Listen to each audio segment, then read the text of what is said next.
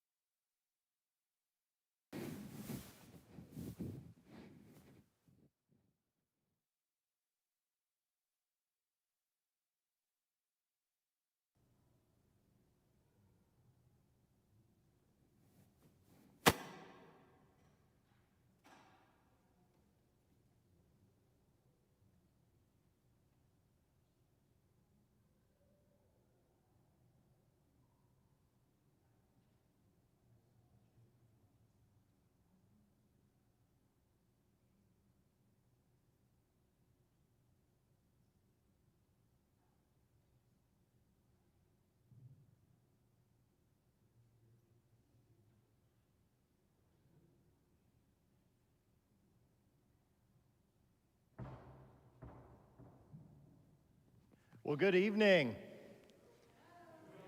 It's okay, even though it's a few of you here, you're allowed to respond. Good evening. All right, we are so glad that you're here tonight. And for those of you joining online, those of you who are here in-house, we're in for a great evening. These guys have put in a lot of really hard work, and a lot of themselves is getting expressed tonight, and I know you will appreciate that. And I wanted to start with a reading from the book of Psalms. It says this: "Rejoice in the Lord, O you righteous. Praise befits the upright. Praise the Lord with lyre. Make melody to him with harp and of 10 strings. Sing to him a new song. Play skillfully on the strings with loud shouts. For the word of the Lord is upright, and all his work is done in faithfulness. He loves righteousness and justice. The earth is full of steadfast love of the Lord."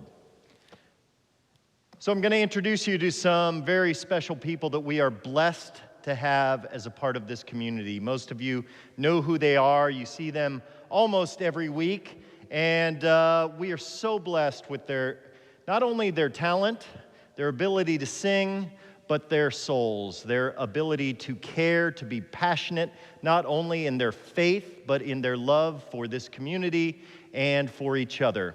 And so tonight we have Rebecca, who's here. Rebecca has been here longer than I have been a part of Peace. We have James, who has the best laugh you've ever heard in your life. We have Jalen, who does the traditional liturgy with more joy than anyone I've ever seen in my entire life, and Tirza, whose spirit just explodes out of her, and of course, Michael Lester, who you all know and love and appreciate. So, will you join me in please welcoming those who are performing tonight?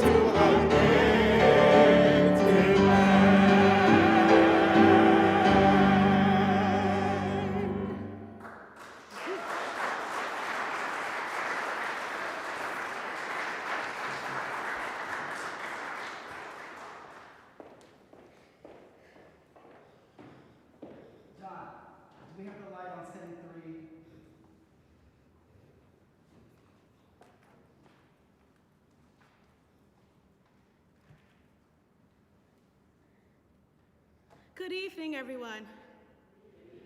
The song you just heard is Lift Every Voice and Sing by James Weldon Johnson. It is known as the Black National Anthem.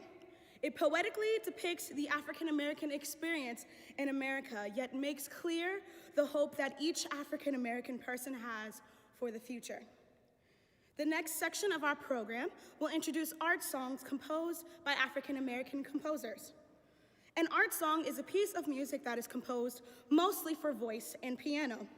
The art song's text usually comes from poetry, which makes it different from opera, because an opera is composed, uses a text from a libretto, which a librettist writes. The songs that I will sing are poems that were written by Langston Hughes, one of the most well-known American poets.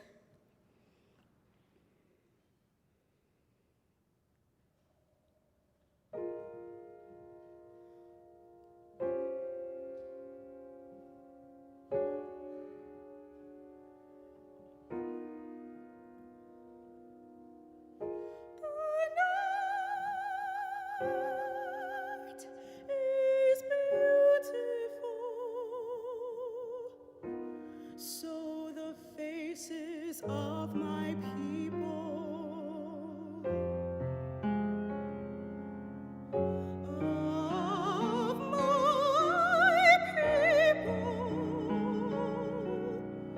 the stars are beautiful. So the eyes of my people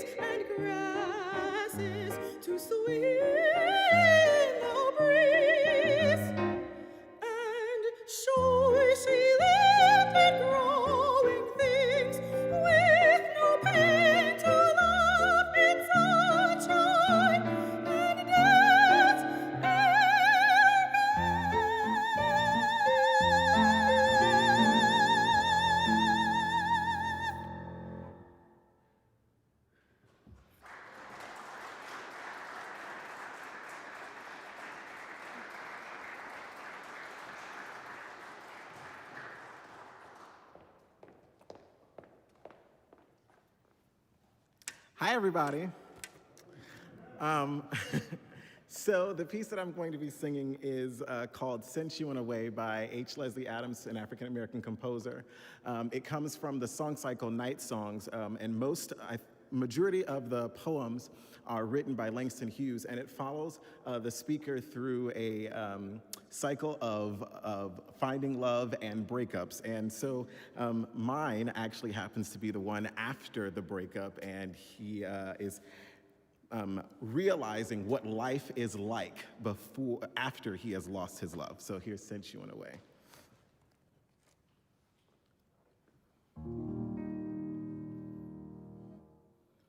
Seems like to me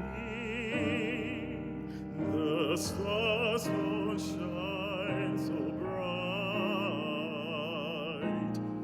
Seems like to me the sun done lost his light. Seems like to me there's nothing going right since you went away.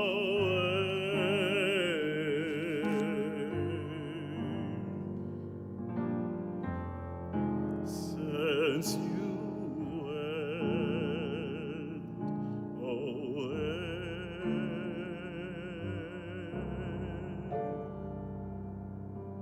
seems like to me the sky ain't half so blue. Seems like to me that everything wants you. Seems like to me I don't know what to do since you went away.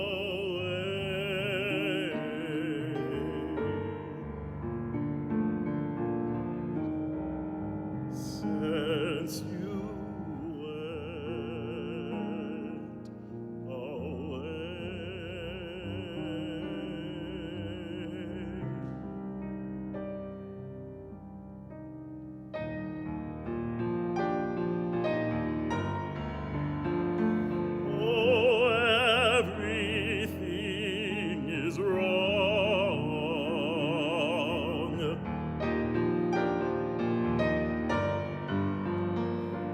the day's just twice as long.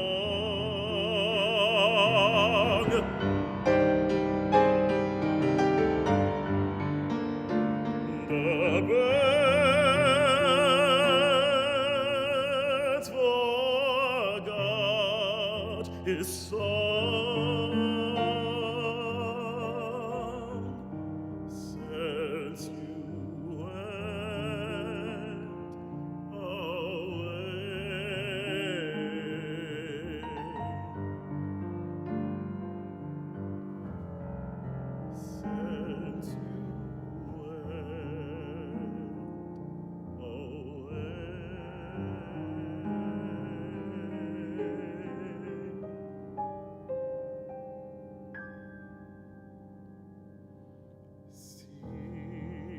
seems like to me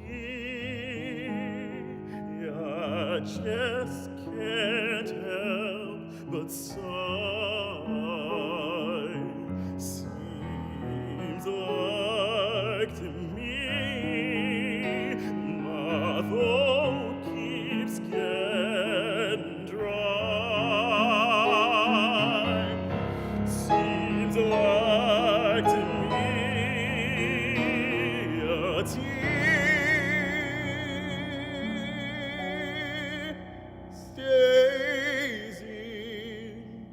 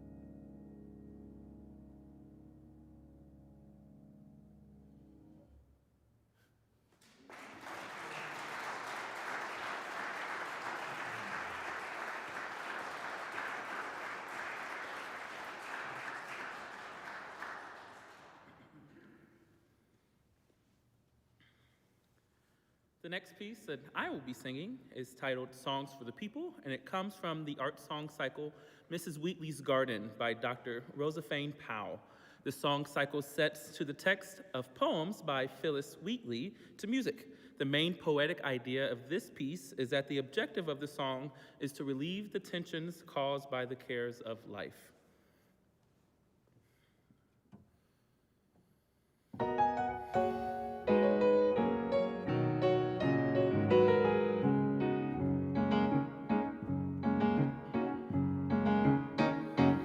Let me make the songs for the people, songs for the old and young, songs to stir like a battle cry wherever they are sung. Let me make the songs for the weary amid life's fever and fret, till the heart shall relax their tensions and the careworn brows forget.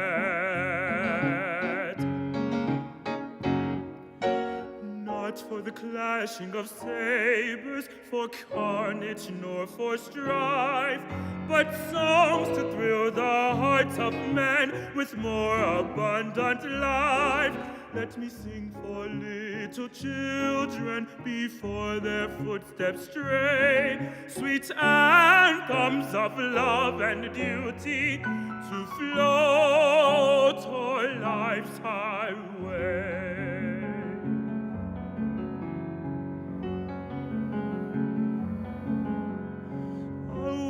So worn and weary needs music pure and strong to hush the jangle and discord of sorrow, pain, and wrong.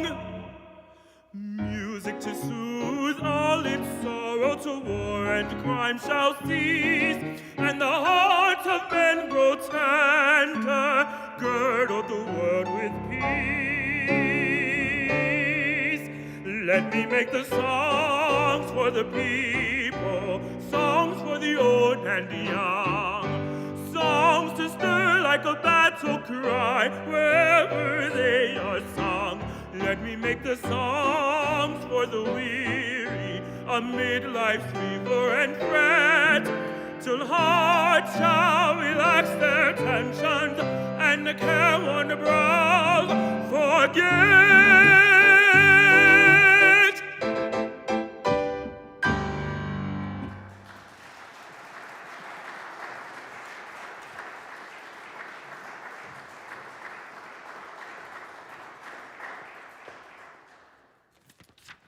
Okay, so the next portion of the program is spirituals. And so spirituals are a genre of music that is purely American. It came from the culture of the slaves who they tended to have dual meanings. They could be spiritual and they could be secret.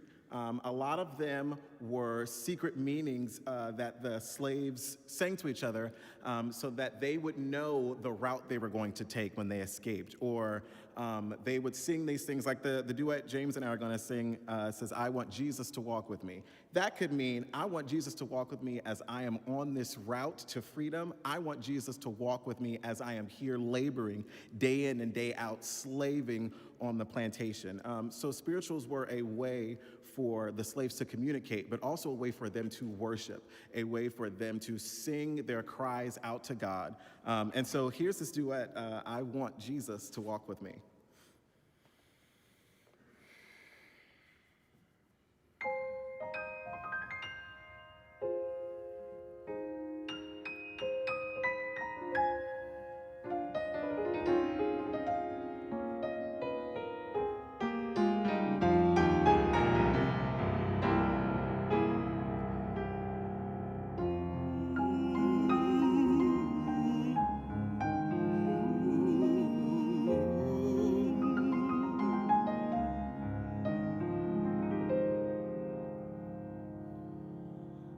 I want Jesus to walk with Jesus. I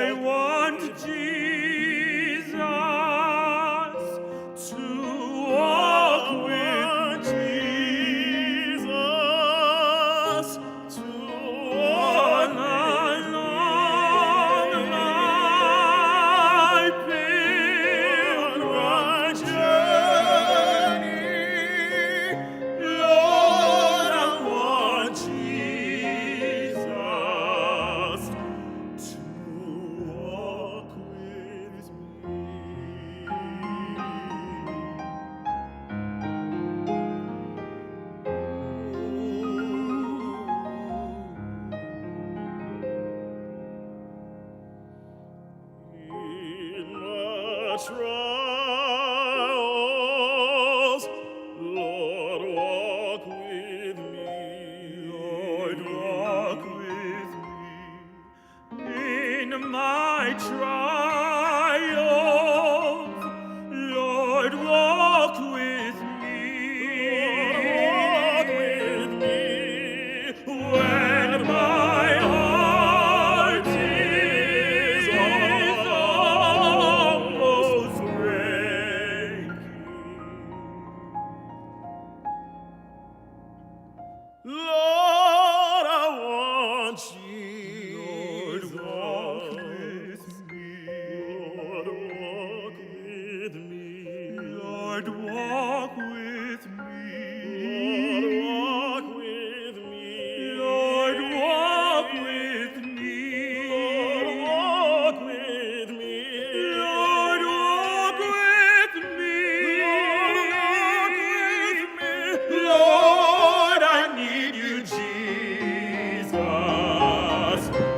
to walk with me.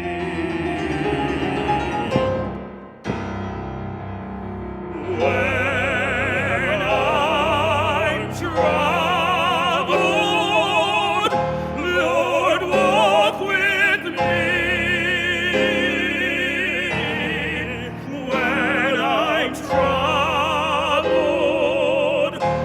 Lord, walk with me. Lord, my head is bowed in sorrow.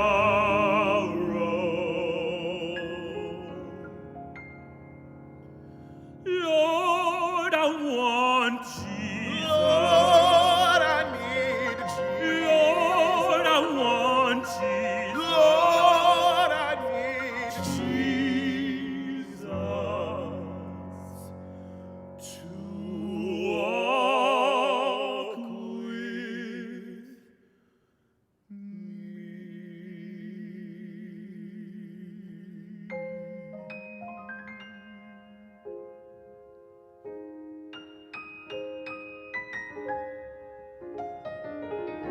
Lord, I need Jesus to walk with me.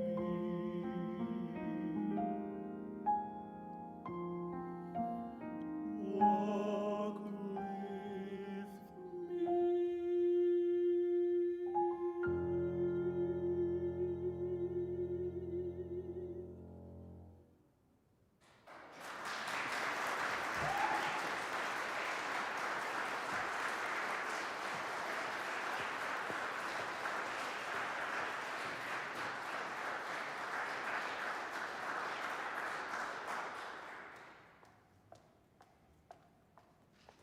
Now, I have the horrible job of going to sing after that. Got me all emotional. Okay. This next group of medley of spirituals is by Diane L. White. She is a currently female African-American composer who is living. And it just combines 3 spirituals that depict the African-American religious part of life. Steal Away, Every Time I Feel the Spirit, and Give Me Jesus.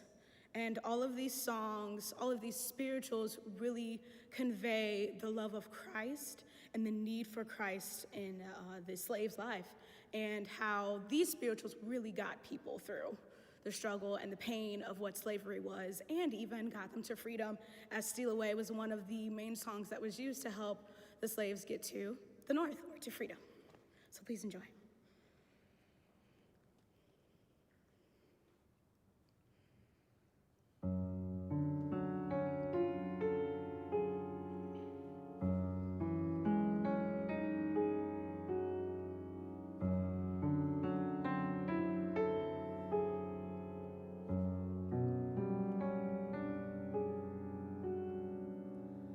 Steal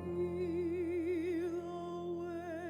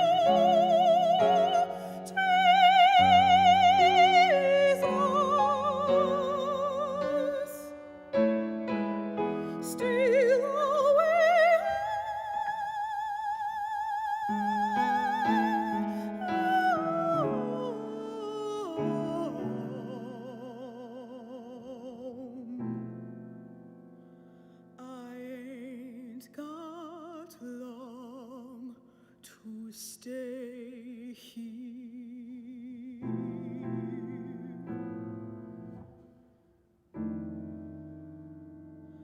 To stay here.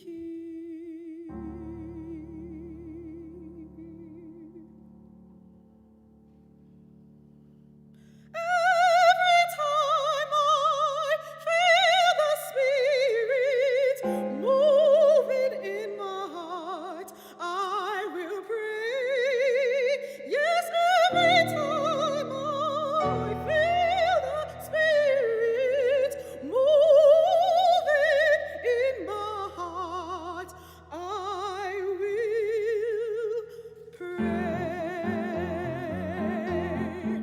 Upon the mountain, my Lord spoke. Out of his mouth came fire and smoke. Jordan River, chilly and cold, chilled my body, but not my soul. Every time I feel the Spirit moving in my heart, I will pray. Yes, every time I feel the Spirit moving in my heart, I will pray. I will pray. I will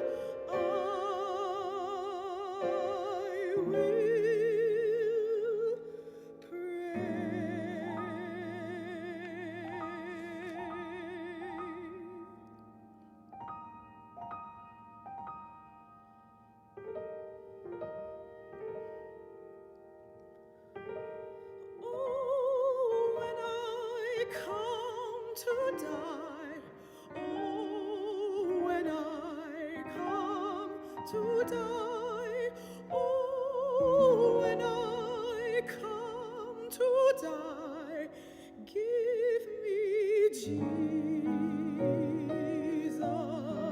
in that morning when I rise, in that morning when I rise, in that morning when I rise, give me Jesus,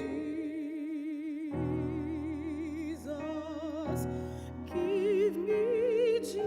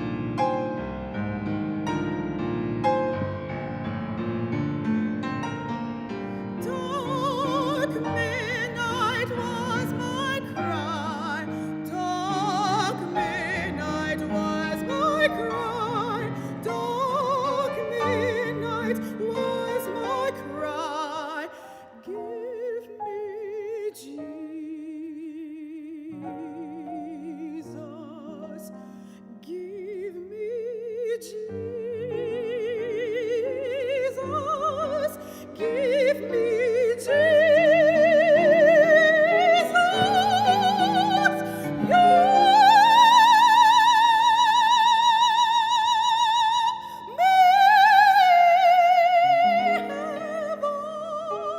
This world, give me Jesus,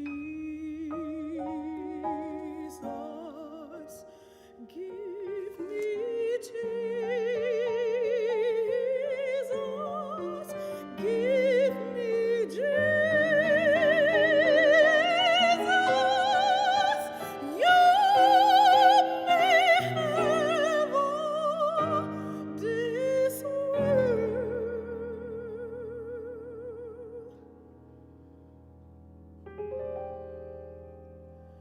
Give me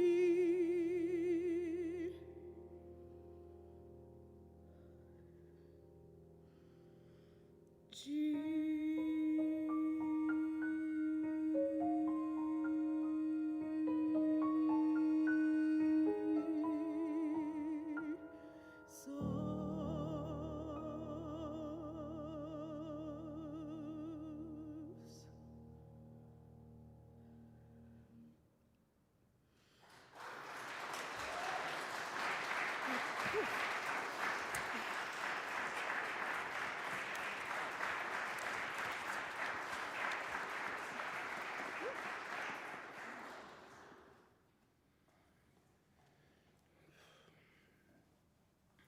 Next, I will be singing Deep River.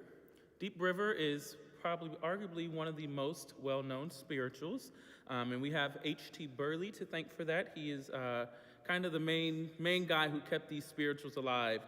As Jalen mentioned, these songs were used to conceal messages of escape disguised as religious songs. We can hear in this song in particular lines that talk about wanting to go to the promised land or crossing over, which actually referenced crossing over the Mason-Dixon line. This arrangement is actually by our own Mark Muser, who you've seen play the organ here from time to time. And here's a special note. Mark actually wrote this with me in mind, so he wrote this for me. So thank you, Mark. Mark's here in the audience tonight.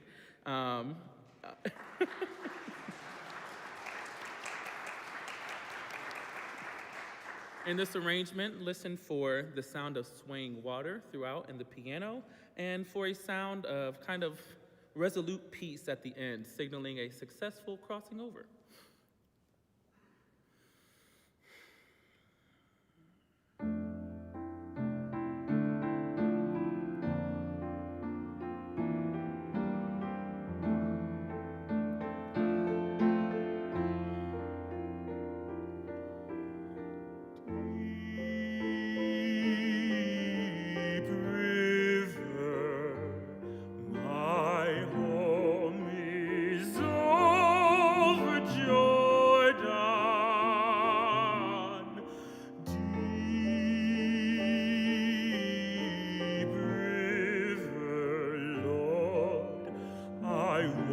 Cross over into campground.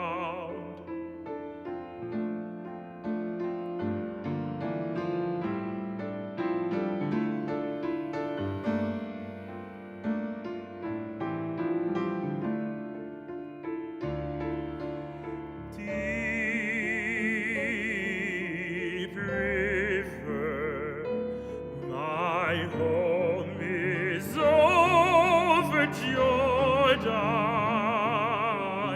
Deep river, Lord, I want to cross over into campground.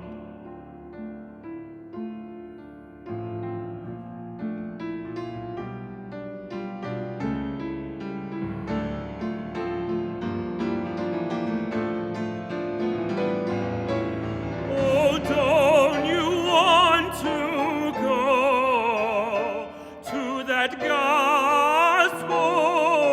feast, that promised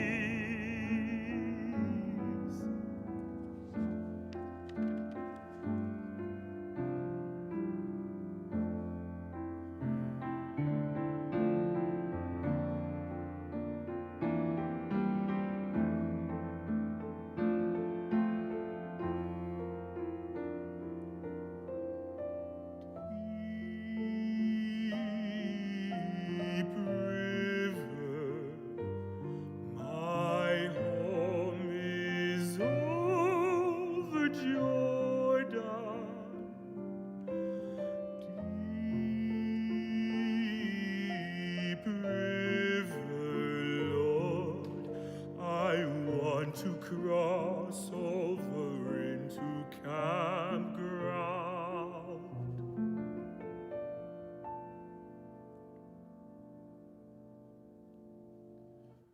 Where all is peace, all is peace.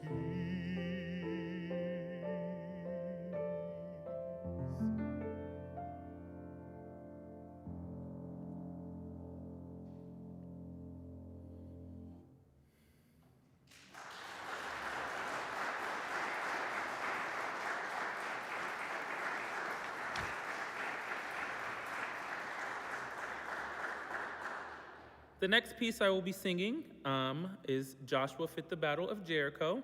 It's another song concealing messages of escape through the story. And this story comes from the biblical passage of Joshua 6. And if you aren't familiar with that passage, God tells Joshua to march around the city of Jericho with the army once for 6 days. And then on the seventh day, they were to march around the city 7 times while the priests were blowing ram horns. And then at the end of that, they would shout, and the walls would come crumbling down, and Joshua and the army would take over the city.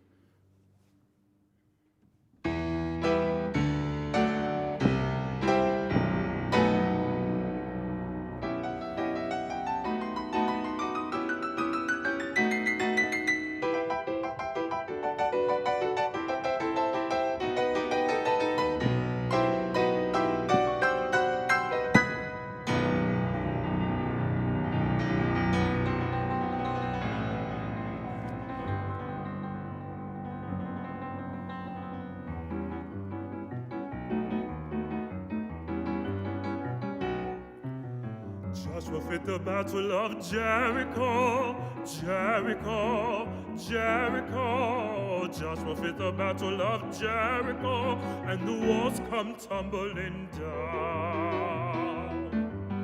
Joshua fit the battle of Jericho, Jericho, Jericho. Joshua fit the battle of Jericho, and the walls come tumbling down. You may talk about your man of Gideon, you may talk about your man of Saul.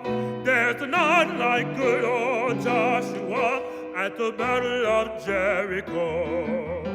Joshua fit the battle of Jericho, Jericho, Jericho. Joshua fit the battle of Jericho, and the walls come tumbling down. Up to the walls of Jericho, he marched with the spear in hand. Go blow them ram horns, Joshua cried, 'cause the battle is in my hand.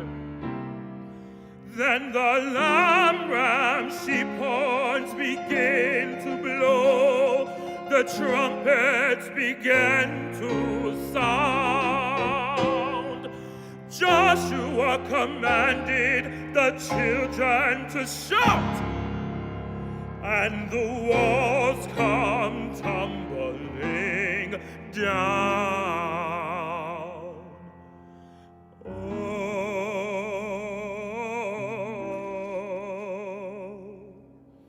Joshua fit the battle of Jericho, Jericho, Jericho. Joshua fit the battle of Jericho, and the walls come tumbling down.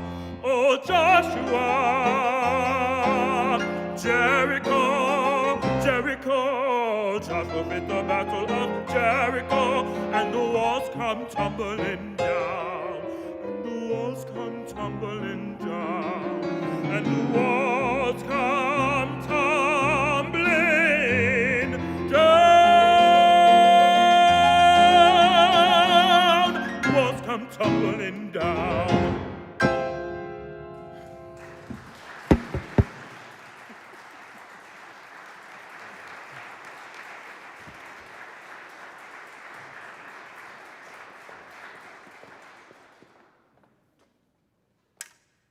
Is there anybody here in the building that loves Jesus? I just want to know, is there anybody here that loves the Lord as much as I do?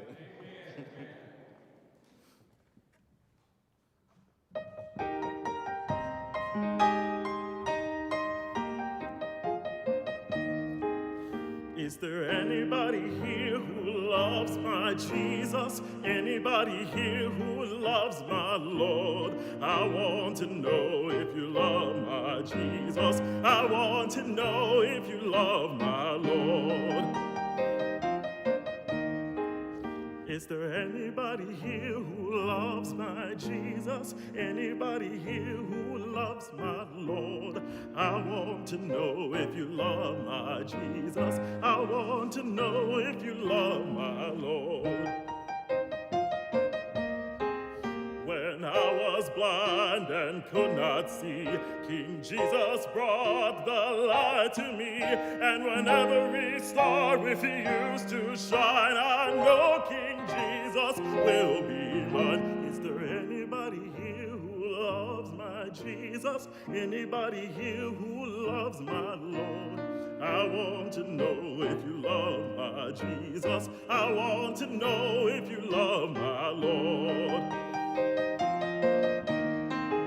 Oh, brethren, this world is a wilderness of woe, so let us all to glory go. Yes, religion is like a blooming rose, and none but him who veils it knows that none but the righteous, none but the righteous, none but the righteous shall see God. Is there anybody here who loves my Jesus? Say amen if you love my Lord. I want to know if you love my Jesus. I want to know if you love my Lord.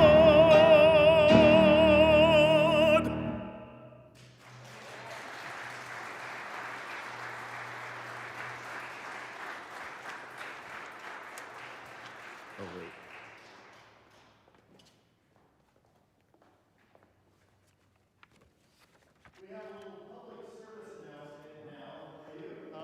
This concert obviously is for enjoyment and for just to be able to appreciate the talents of people here at Peace and their passion and their hearts.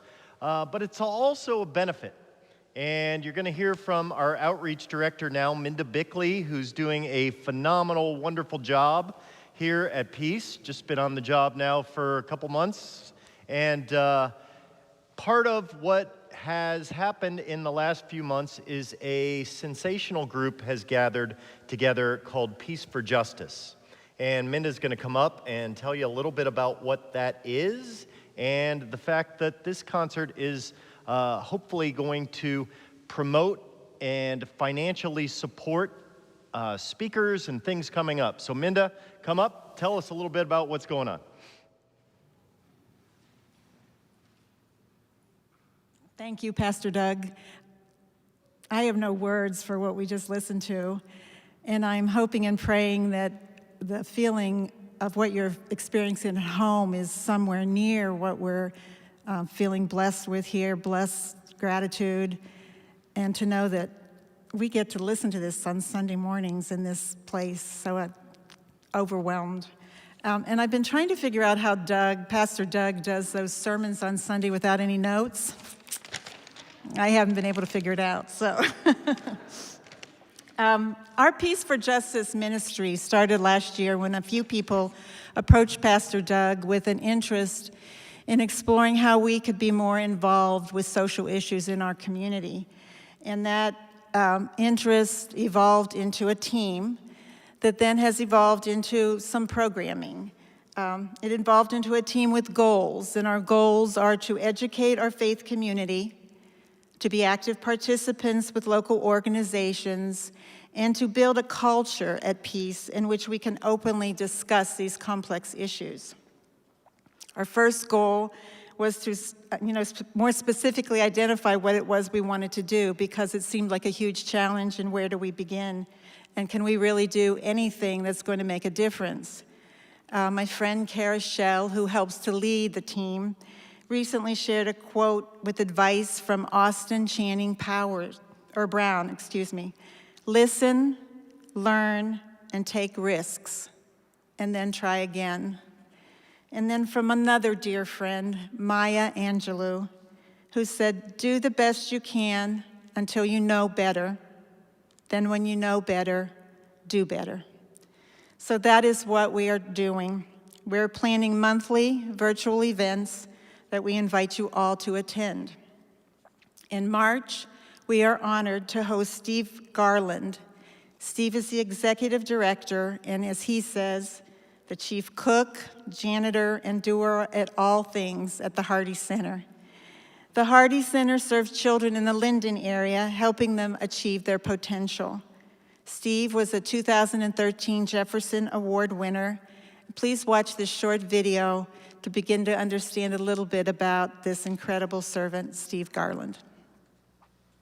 Our next Jefferson Award winner traveled the world before finding himself back home in Columbus, in the Linden area, feeding and inspiring young people to be the very best that they can be. Stephen Garland's path to the E.L. Hardy Center in Linden literally took him around the world. A graduate of West High School, Stephen Garland's travels found him in Iowa and South Dakota for college and across the United States as a young executive with IBM. From there, he worked in international business, selling industrial machinery with his father's company. His journey home started with political unrest in Nigeria. There were a series of coups there. We survived the first two. They went and they arrested all the expatriate contractors, and we were one. And you know, the Portuguese, the English, the French, everybody got arrested. So they think they held me for 2 days and held my father for 3 days, and then let us go. The ordeal pointed him back home to Columbus. His beginnings at the E.L. Hardy Center began with a talk with his pastor. The pastor came to me one day and he said, Brother Steve, I need your heart. I said, okay. And we had a meeting and he said, we have these facilities here that we don't use. And I want them to be used and feed the kids. Feeding neighborhood kids was his primary goal, but a strong program of recreational and educational activities were also on the menu. Stephen Garland knew an enriching environment would make kids hungry for success. Hopefully, it lets them know what's over the wall. The idea of knowing how things work. At some point in time, you get to a place where you have to trade what you have to society in exchange for money. And that's what we try to instill in them in little ways at first, but then just flat out, when they get to be teenagers, flat out tell them, you know, okay? Just but to instill in them the love of learning. From what we've seen, it works. Okay. Go ahead and take them out. Okay. His work at the E.L. Hardy Center has sparked a fire in Stephen Garland. He became director of the summer feeding program. Stephen Garland went from feeding 23 kids at the center 5 years ago to serving more than 250,000 meals throughout Columbus in 2012. Last year, we served about 250,000 meals. We hope to expand by about 20 sites this year in the more densely populated apartment complexes. We're going to be between 400 and 500,000 meals this year. He welcomes this amazing challenge. Realizing that this is the least that I can do. Nobody has anything that they haven't been given, especially me. And it's my reasonable service. I mean, this is the least that I can do. If I'm capable of doing it, I should do it. I'm just compelled to do, you know, what I do. Stephen Garland's dedication to feeding people in need shows his sincere compassion for the communities he serves, and his mentoring of the young people he helps to feed is making a difference in the lives of those children. Congratulations to Stephen Garland, a 2013 Jefferson Award winner. You'll be able to join us on March 16th for a conversation with Stephen very soon on our website, peacegahanna.org. And I just wanted also to let you know that your donations tonight are going towards future speaker fees, honorariums, and donations to agencies that are out there doing the most important work. And thank you again for attending tonight's concert, and sit back and enjoy. Thank you.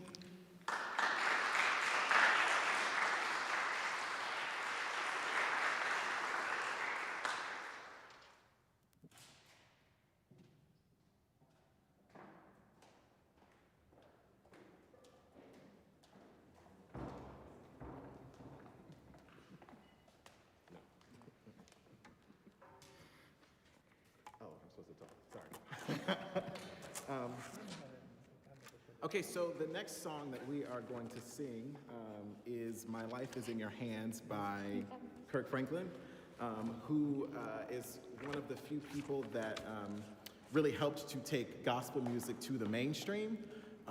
It is, gospel music was something that really came up through the Black church as a way another way for us to worship and praise God in song.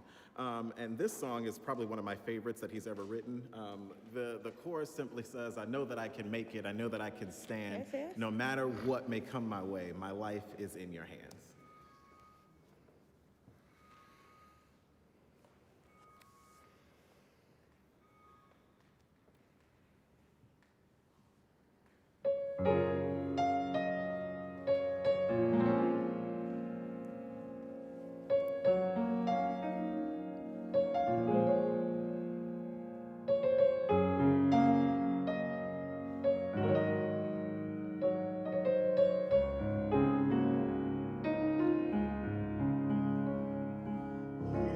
Don't have to worry, and don't you be afraid. Joy comes in the morning, troubles they don't last always. For there's a friend named Jesus who will wipe your tears away. And if your heart is broken, just lift your hands and say, oh, I know that I can make it. I know that I can stand, no matter what may come my way. My life is in your hands. You don't have to worry, and don't you be afraid. Joy comes in the morning, troubles they don't last always. For there's a friend named Jesus who will wipe your tears away. And if your heart is broken, just lift your hands and say, oh, I know that I can make it. I know that I can stand, no matter what may come my way. My life is in your hands. With Jesus I can take it. With him I know I can stand, no matter what may come my way. My life is in your hands. So when your tests and trials, they seem to get you down, and all your friends and loved ones are nowhere to be found, remember there's a friend named Jesus who will wipe your tears away. And if your heart is broken, just lift your hands and say, oh, I know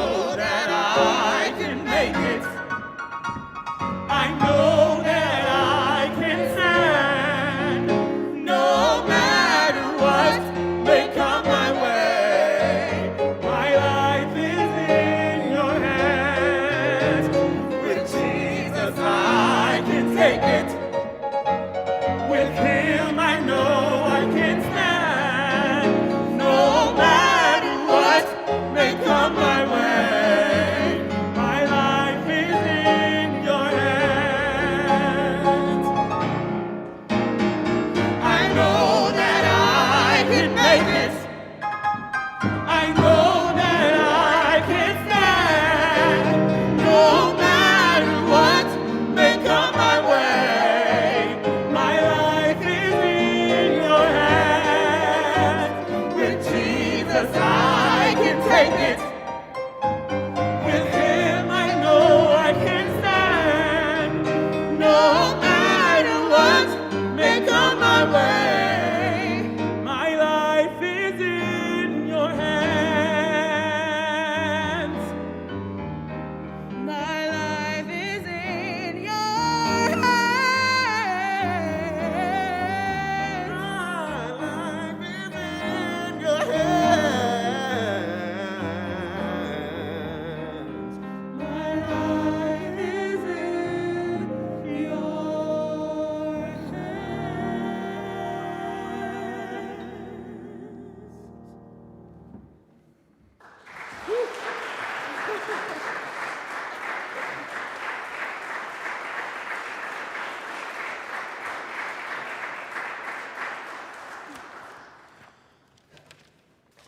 This last song that we are going to sing comes from the category of musicals and film.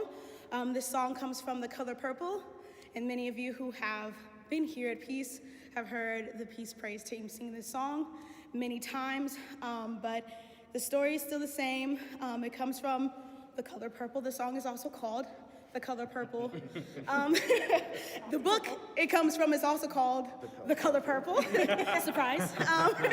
And it's written by Alice Walker, a Black female author. And this song comes to a point where Celie, the main character, has made it through a life of abuse, dismay, pain, separation from all of her family members. She's had her children taken away from her, and she's finally reunited with her family. And this song is a song of her awe and even a song of worship. So please enjoy.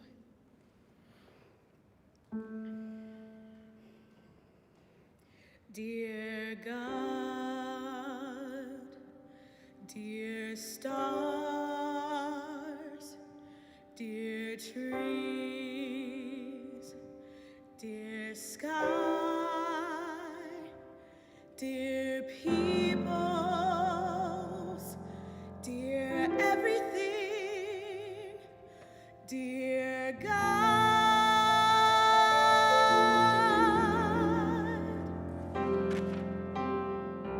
God is inside me and everyone else that was or ever will be. I came into this world with God,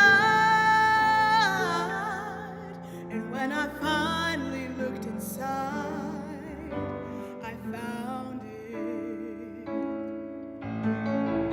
God is the flowers and everything else that was or ever will be. And when you feel the truth so real, and when you feel the truth inside, you found it. Just as sure as moonlight bless the night, rising like the sun is the hope that sets us free. Your heartbeat makes my heart beat when we share love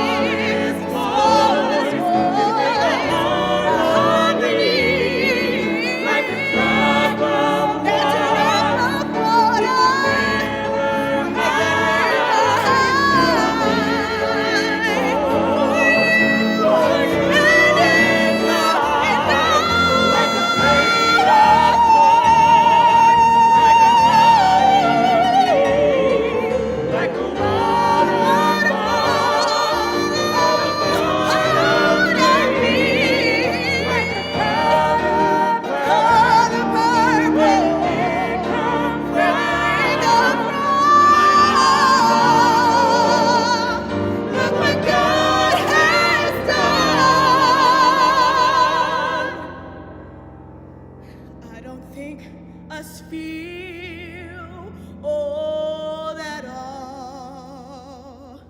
I think that this the youngest us ever felt.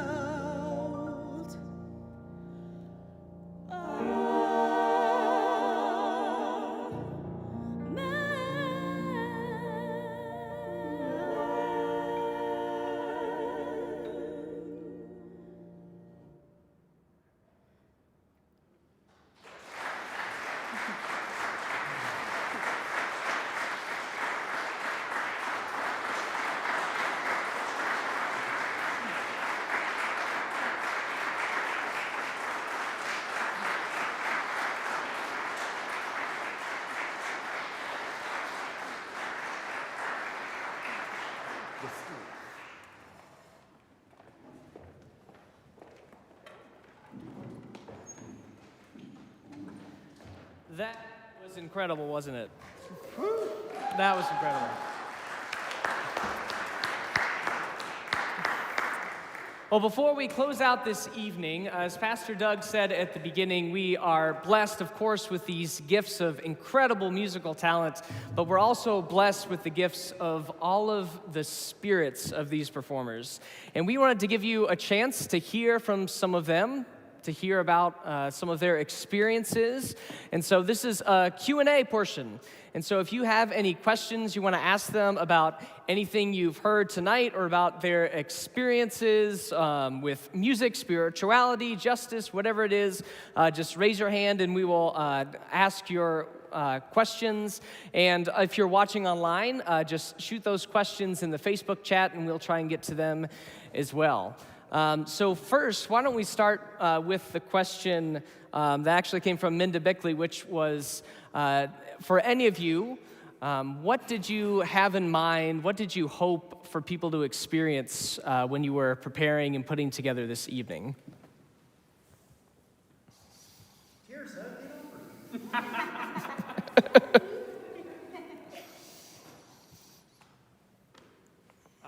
I'll go first. I think for me, my hope was that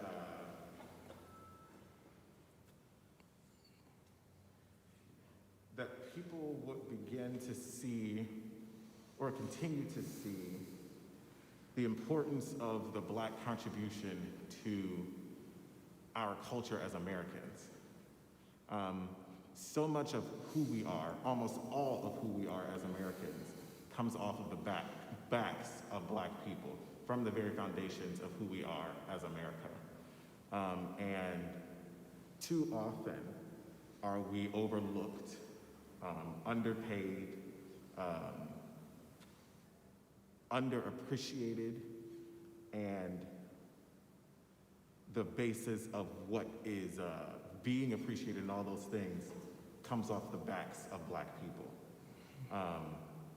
And so it is very important that we continue to, what's the word I'm looking for? We continue to press forward in honoring and respecting and valuing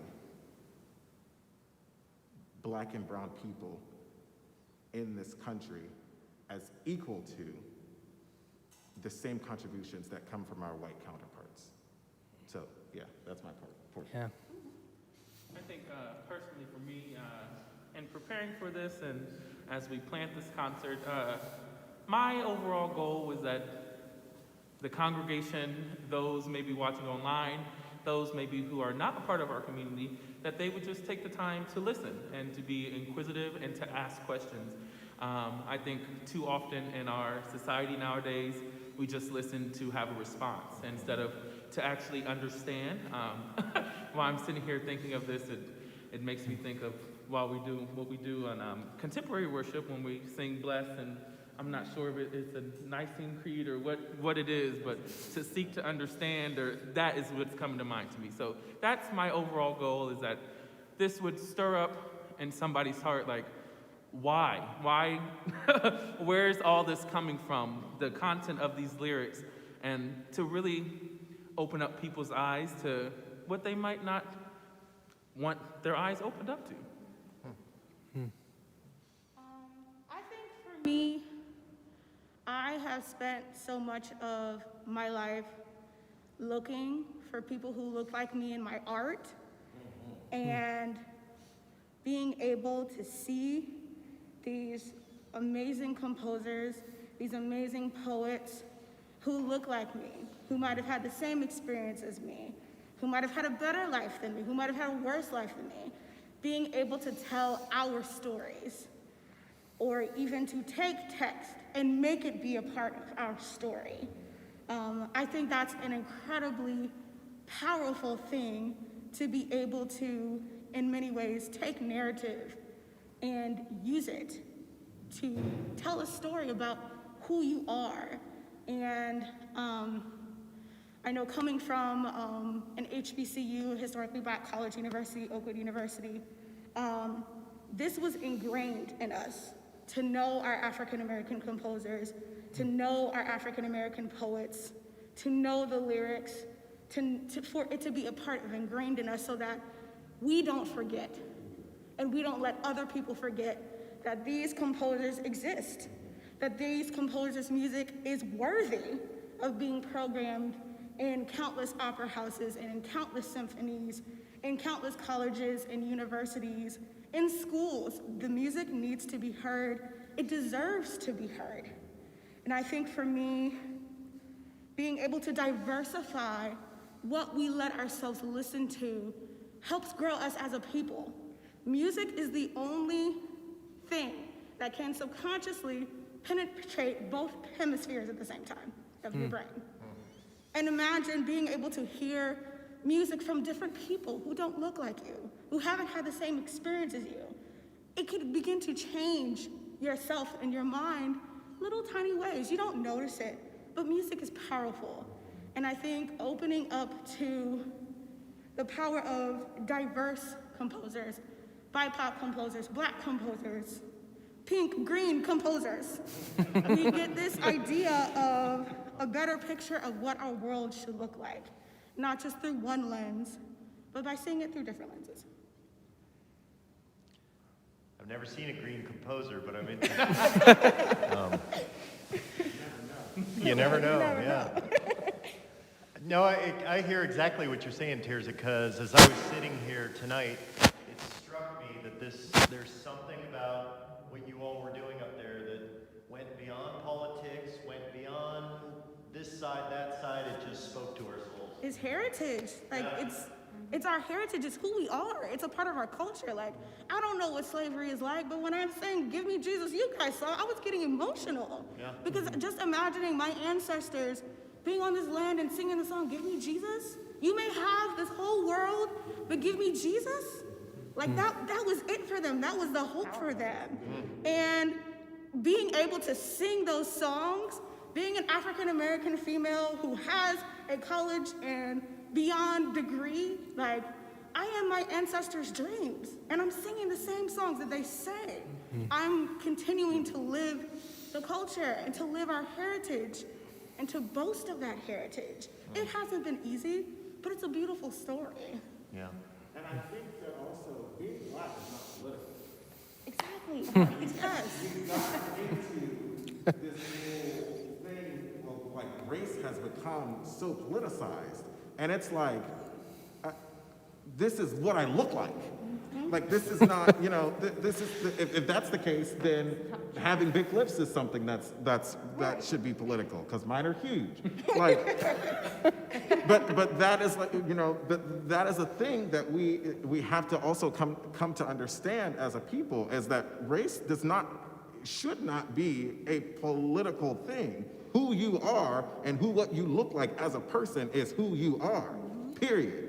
And so the fact that it's gotten to this point where, I have to be careful what I say, the fact that it's gotten to this point where if you look a certain way, you lean a certain way politically, y'all get what I'm saying, that it is kind of disturbing. You know what I'm saying? That it should not be that, it shouldn't be that way. And we shouldn't think like that when we see other people that don't look like us. But unfortunately, given the current climate in which we live in, this is where we are. And so, again, when it comes back to the music aspect, like Tirza said, this is singing these songs of what our ancestors, their only hope. You know, it stirs something inside of me, but it should stir something inside of everyone. It should not just stir up emotions inside of people of color. It should stir something inside of everyone to realize this is where we are, this is where we were, and this is where we are. And the difference is not that much. It's not that much. And so then it's a hope to look forward to how much further we have to go, how much more work needs to be done. I was having a conversation with a friend the other day. Martin Luther King was assassinated in 1968. That was 53 years ago, almost. My father will be 53 in June. And so when we look back and think about how the segregation and the civil rights movement, that was 50 plus years ago. Where are we at now? Okay, we don't have segregation, but where are we at now? How unofficially segregated have we become as a culture? There aren't signs that say whites only, but I know there are certain places as a black man that I probably shouldn't go to. So I think that we have to realize that this is this music, this art, whatever this is who we are as black people, but as people. It doesn't have to be politicized. It shouldn't have to be politicized, but this is where we are. Yeah, you actually said something great when we were planning for this. You said these songs aren't black history, they're American history. They're American history. Yeah, and I love that because this is part of all of our history, and it seems important that we realize that. Yeah. Talk a little bit. You talked some about this already, but I'm interested in terms of your own backgrounds. Growing up, were you inspired musically from your own churches growing up? I hear that so often from musicians that I know you've been a part of this place for a long time, but before that, what inspired you? What led you to where you are now? Church. Church.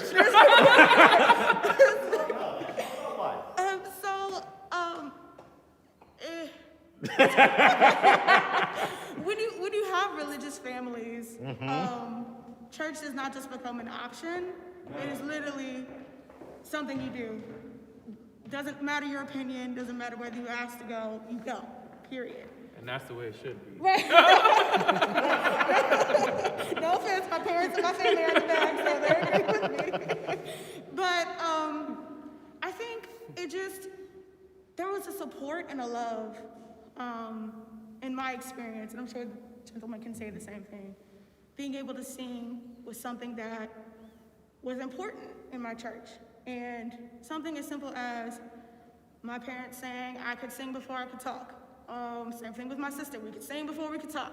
And then me singing a song in the pews and apparently harmonizing, and the pianist hearing me, my 2-year-old self from the pews harmonizing. She's like, put that baby in the children's choir. Like, it was a thing of, you can sing? Oh, you can sing. Now, not just you can sing, oh, you can sing. Yeah. We need your voice in church. And that's where I started. Music in the African American church is such a big deal. Like, I don't know a black church that doesn't have a focus in music, whether it's hymns, whether it's you got 4 people in the pews and they stomping and clapping and singing a cappella. Like, music is so a part of who we are, especially in the religious tradition, and hence it goes back to the spirituals. Like, there's this, it's all indoctrinated, all ingrained. Whether it be accident, whether it be purposeful, like, it's there.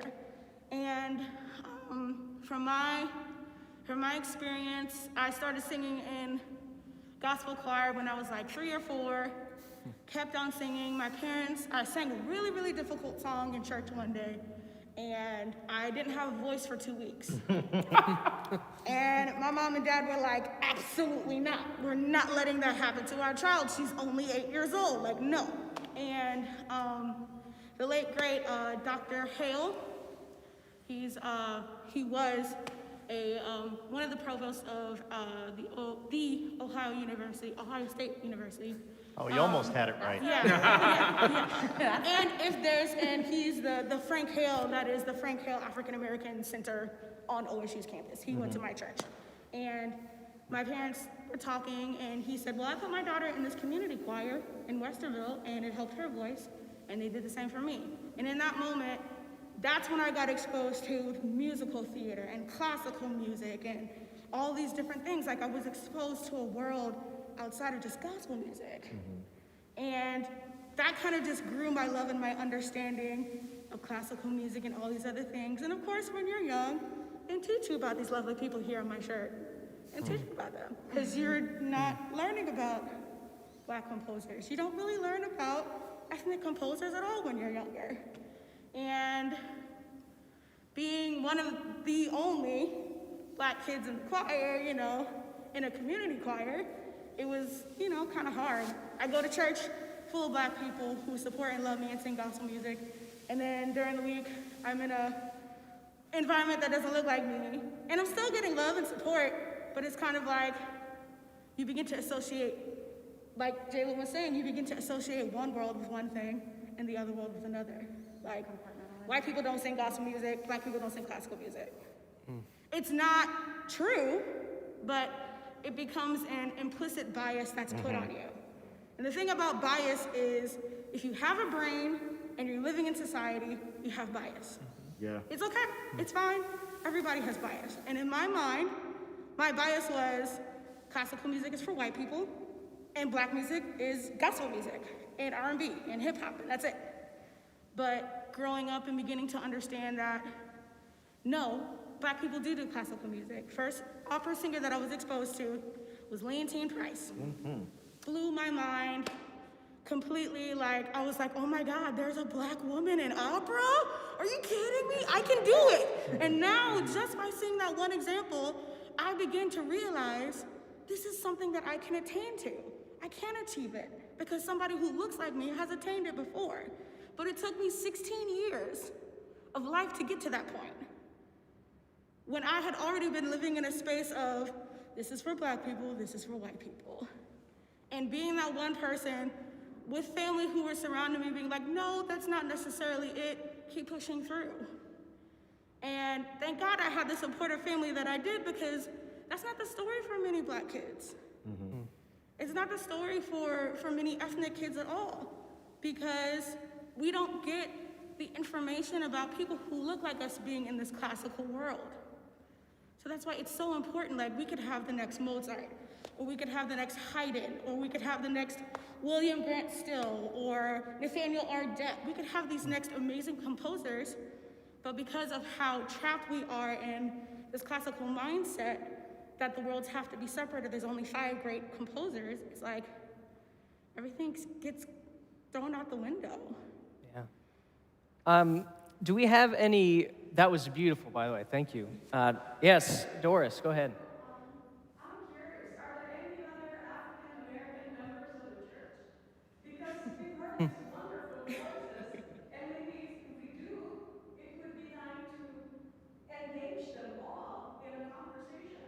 Do we have them? Not many. We have some, but yeah, that's something we certainly want to work on. We're happy in that.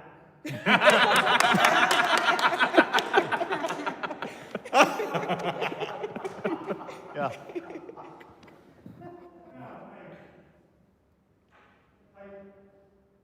I love music, and especially spirituals.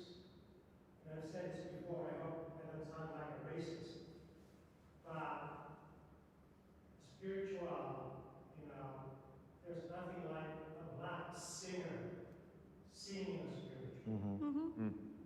Right? Because you bear your souls and feel your pain when you sing spiritual. Yeah. It's totally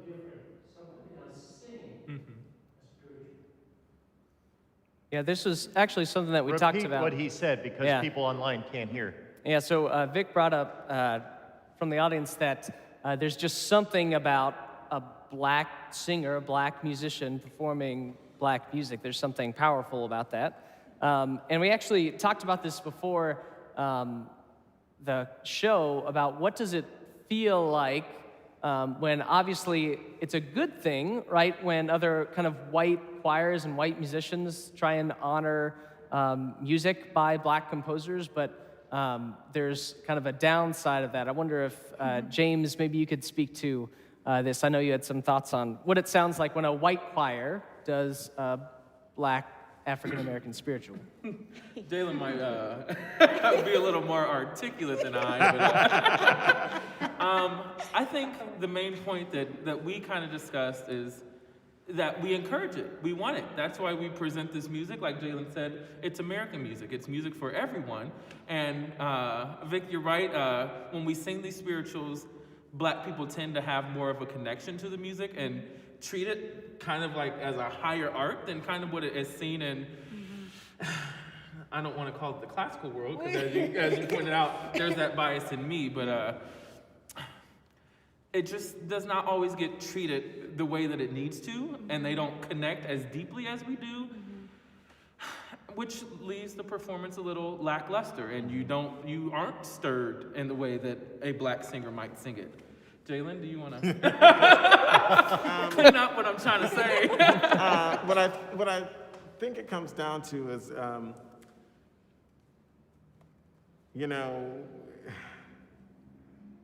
Tag me in if you need to. in school, when we do, you know, we all went to music school. When we perform our juries, our Mozart is expected to sound like Mozart. Yep. Our Bach is expected to sound like Bach. Our Aaron Copland is expected to sound like American music, Aaron Copland. And so a lot of times, not all the time, but a lot of times, when people who aren't black or people of color sing spirituals or sing things that are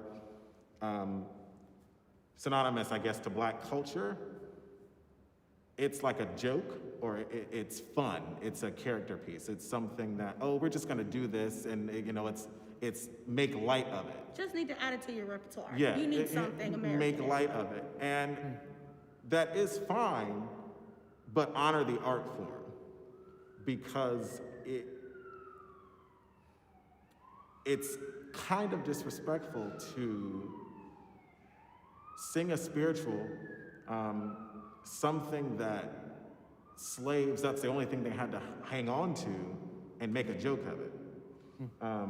One of my favorite spirituals by Moses Hogan is a song called Hold On. And basically the whole time, all the song is really saying is just hold on, hold on.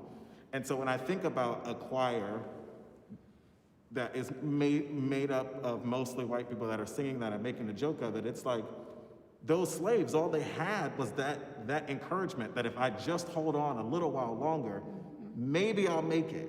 Maybe we'll be free. Maybe I'll cross this line. Maybe I'll cross the Mason-Dixon line to freedom if I can just hold on a little while longer. And so I think that there's nothing wrong with that. I encourage it because I think that music is universal, obviously. And I have come in contact with some white people that might have almost as much soul as I do and can sing R&B down. But if you aren't respecting the source and where that comes from, and not only that, let me add to that too. If you can sing the art form but don't respect the culture in which it comes from, we don't want it. Mm-hmm. Yep. We don't want it, because if you can sing something that we've produced, but you don't respect us as a people, what's the cause? You know what I'm saying? So I think as long as the art form is honored and the people that it represents are honored, and you're doing it justice, it's great. Because like I said, when I sing Mozart, I'm pretty sure everybody wants it to sound like it came from The Marriage of Figaro. Like, you know, it does. You don't want to hear a Beyonce concert when and I love, that's my girl. when I sing Mozart. So I think that for me, that is really where it comes from. And I went to, when I was in high school, I had a teacher. She was white. And I went to an art school for high school, but she always impressed upon us, no matter what you sing it right. And if you're going to do something, honor the art form, honor the people that it came from. And so I think that is why, I think Tirza was saying something about diversifying and having diversity.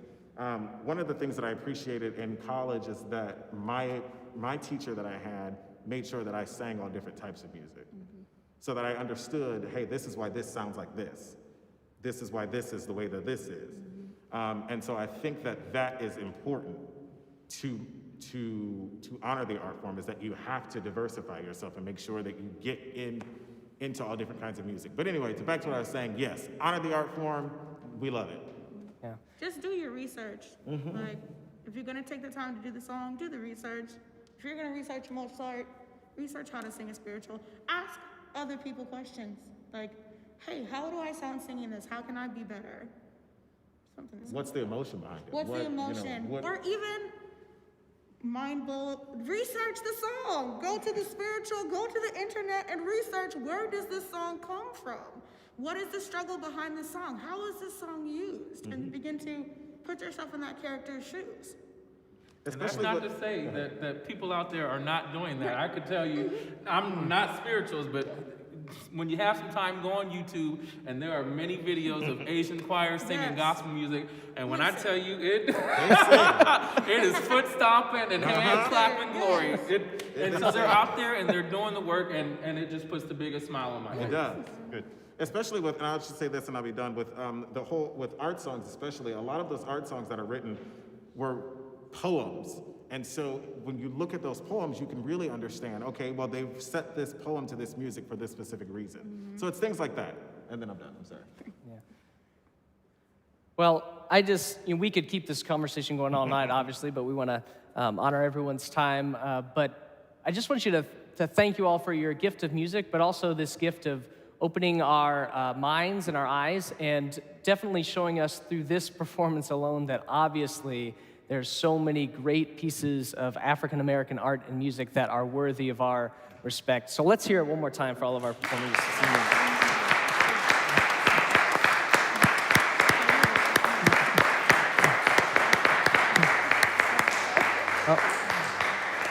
And we have one more hand up in the back. Here we go.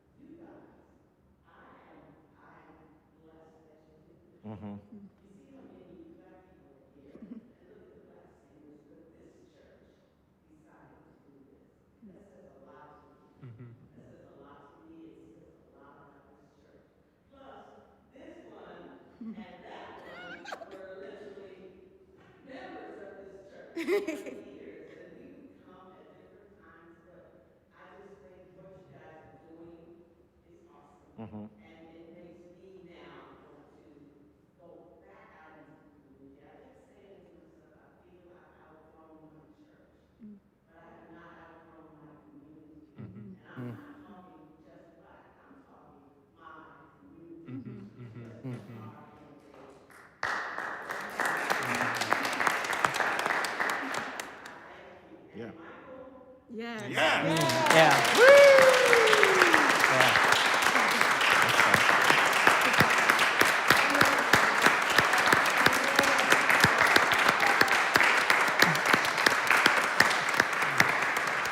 Thank you again for joining us this evening, online or in person. We are so blessed that you could be a part of this evening, and we hope that you continue to join us in the future. Go in peace and serve the Lord. Thank you to God.